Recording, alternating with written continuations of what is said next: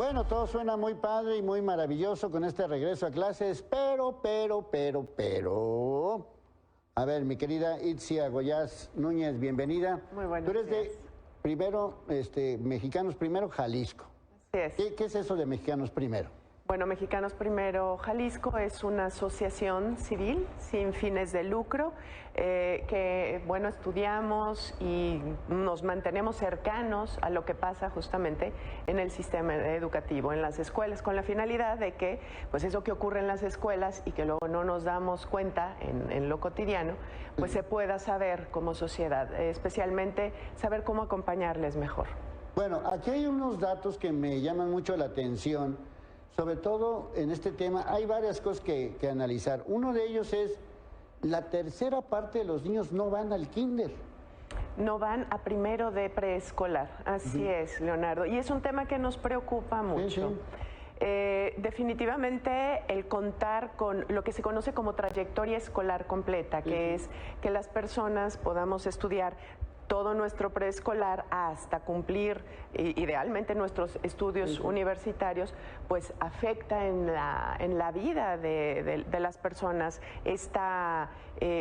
Lo que se aprende en las escuelas nos proporciona no nada más aprendizajes académicos que nos permiten enfrentarnos a la vida, sino también aprendizajes sociales. Claro. ¿no? Cómo estar la con socialización, nosotros. ¿no? El estar en Así es. contacto con otros niños. Sociabilidad y socialización, que son dos cuestiones que van muy de la mano y que nos permiten como seres humanos, pues, ser en sociedad, ¿no? Sí, porque estos datos que han presentado Mexicanos Primero Jalisco del, ¿qué? 34% decían. 36. 36%, pues es muchísimo, porque siento que esos niños entran, si es que entran a la primaria, en desventaja, ¿no?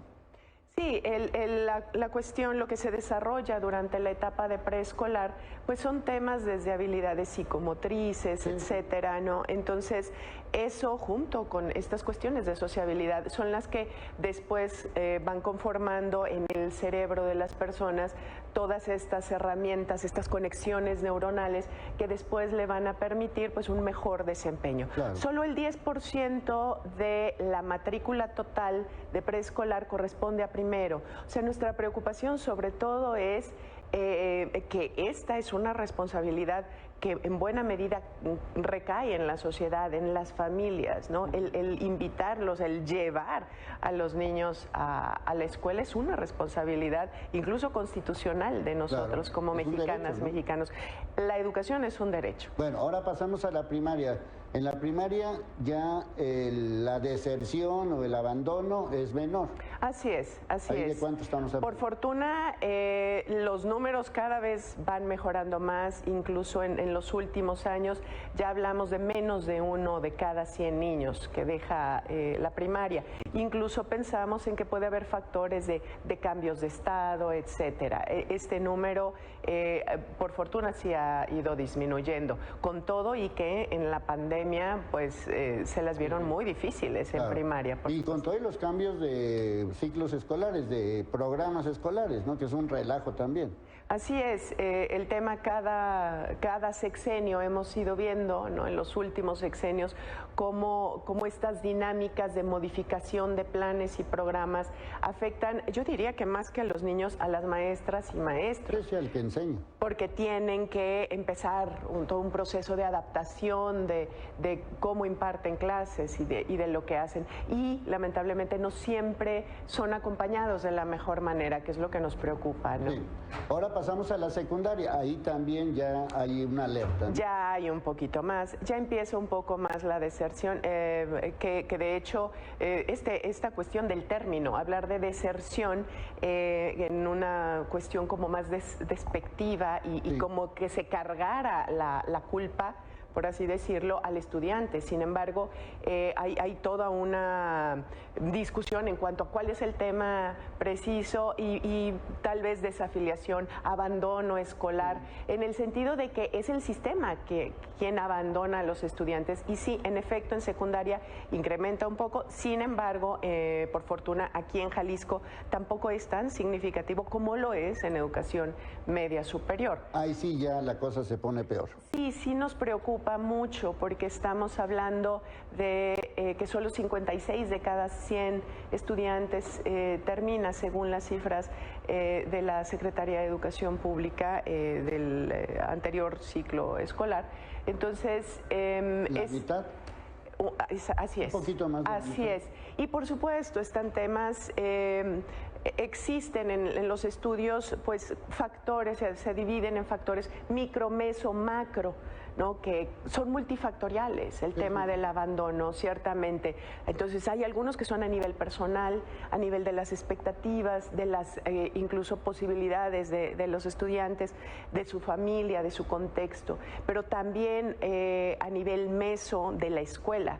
La escuela también, por eso también decimos, el sistema abandona a veces a sus estudiantes. En media superior es muy importante que los estudiantes se sientan parte de. El clima escolar incide mucho, por ejemplo, en ellos. Ahí entran estas cuestiones, sin duda, el no sentirse bien como parte de una comunidad, como parte de un tejido social, de una red, sí hace que el estudiante se desmotive, se desaliente. Caso contrario a que cuando incluso tal vez sus resultados académicos no son los mejores, pero tiene una buena red que lo mantiene, el solo hecho de ir a estar con sus compañeros, con sus amigos, con sus maestros, ¿no?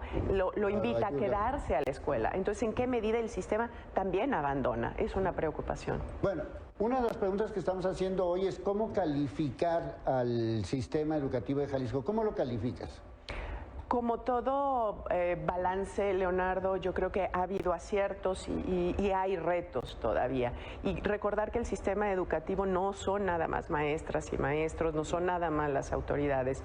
Entonces, consideramos que si bien ha habido avances y puntos muy destacables, especialmente en Jalisco, el fortalecimiento de la autonomía escolar a través de las comunidades de aprendizaje, también siguen prevaleciendo retos que tocan sobre todo a las poblaciones en condiciones de mayor vulnerabilidad.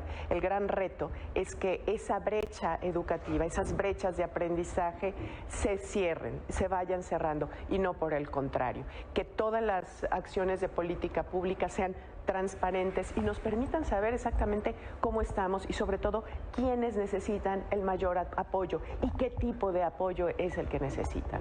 Sí, hace poco yo viví una experiencia con un niño que llegó a una escuela, pues ahora sí que de visita, y lo que más le llamó la atención y estaba verdaderamente así como sorprendido, era que hubiera bebederos.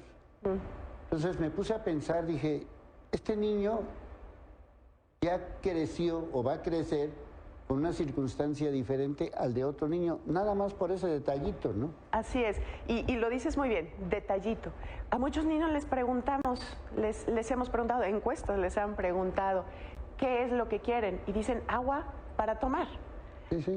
Porque que prometió Cedillo, creo que lo prometió, no sé. Y que pareciera tan lógico, ¿no? Que, vamos, no sería lógico que el niño tuviera que pedir por agua.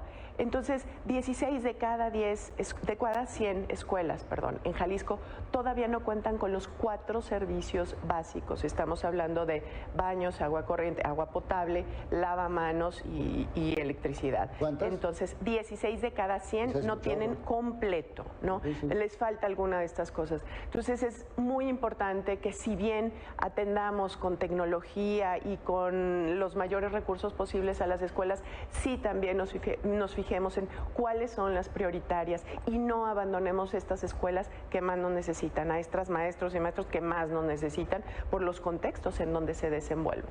Pues ahí están varios retos, desde el agua, desde los maestros, desde la atención, desde los alumnos, desde los salones, las instalaciones. Hay muchas cosas que faltan todavía. Así es, hemos caminado, pero todavía nos falta camino. Bueno, pues pendientes ya me imagino que ya después nos darás un balance de cómo empezó todo este curso y todo ese tipo de cosas. Así es, más adelante trabajaremos en eso y con todo gusto se los compartiremos. Bueno, pues aquí está Itzia Goyaz Núñez, que es la directora de Mexicanos Primero Jalisco, donde hay que poner mucha atención en las escuelas, o sea, la educación, a final de cuentas, pues de eso se trata todo este brete